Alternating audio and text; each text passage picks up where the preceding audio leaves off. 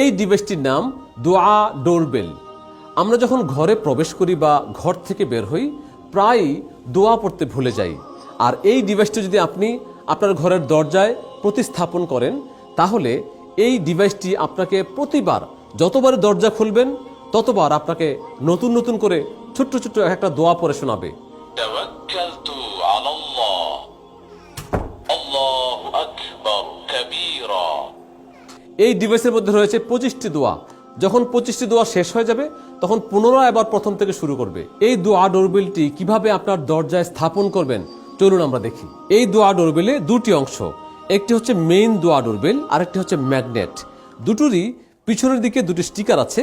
প্রত্যেকটা স্টিকার আপনাকে প্রথমে খুলতে হবে।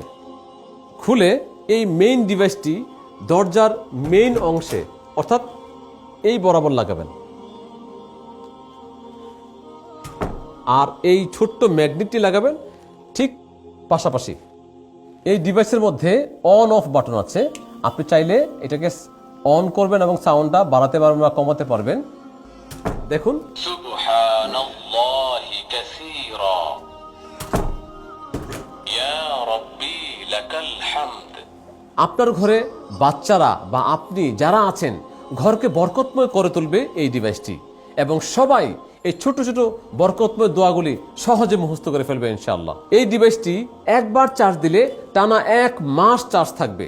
আর যখন চার্জ শেষ হয়ে যাবে তখন এই ডিভাইসটি আপনাকে বলবে আমার চার্জ শেষ হয়ে গিয়েছে, আমাকে চার্জ দিন। তখন আপনি দরজা থেকে এইভাবে খুলবেন।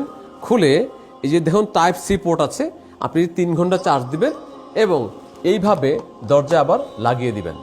সুবহানাল্লাহি কাসীরা, আল্লাহু আকবার কাবীরা, ইয়া রাব্বি লাকাল হামদ, ইয়া